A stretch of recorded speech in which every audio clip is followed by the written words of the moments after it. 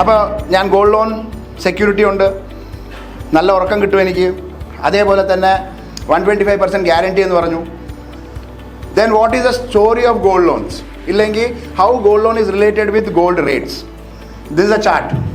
2000 in the year 2000 ഒരു ഗ്രാമിന് 440 രൂപ ആയിരുന്നതാണ് 2000-ൽ. ഇന്ന്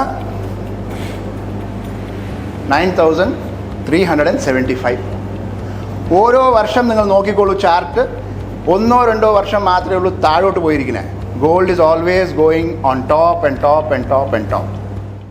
ബ്രാഞ്ചിൽ ചിട്ടി നടത്താനുള്ള എന്തെങ്കിലും തടസ്സങ്ങളുണ്ടോ?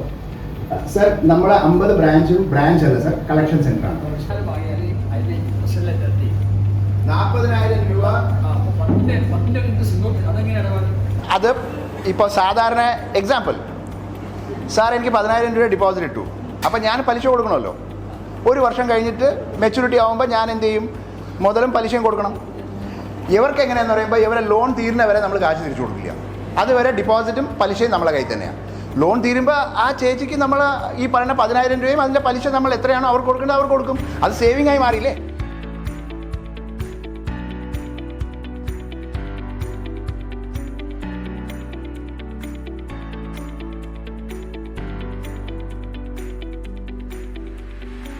മണിരത്നായിട്ട് 1.5 വർഷത്തോളമായി ഞങ്ങൾക്ക് ഈ ബാങ്ക് തുടങ്ങി. ഒരു മാസം കഴിഞ്ഞപ്പം അതിൻ്റെ മാനേജർ സജിത നെക്സ്റ്റ് വരികയുണ്ട്. അവിടെ ഞാൻ വർക്ക് ചെയ്തിരുന്നു.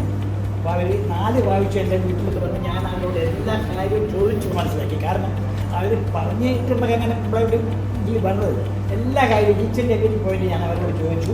അങ്ങനെയാണ് ഞാൻ ഇതിൽ ഇൻവെസ്റ്റ് ചെയ്യാൻ തുടങ്ങിയത്. ഈ മണിരത്നം ഗ്രൂപ്പ് തുടങ്ങിയ സമയത്ത് നമുക്ക് ഇതിനെ ഇൻവെസ്റ്റിഗേറ്റ് ചെയ്ത ഒരാളുകളാണ്. ഇവരെല്ലാം വീട്ടിൽ കൊണ്ട് ഇങ്ങനെ പല കാര്യങ്ങളും ചെയ്ത് വളരെ അധികം മുന്നോട്ട് പോകാൻ വേണ്ടി പ്രാർത്ഥിക്കുന്ന ഒരാളും കൂടിയാണ്. കാര്യങ്ങൾ നമ്മൾ മനസ്സിലാക്കുന്നത് എല്ലാവരും ആശംസകളും. Thank you.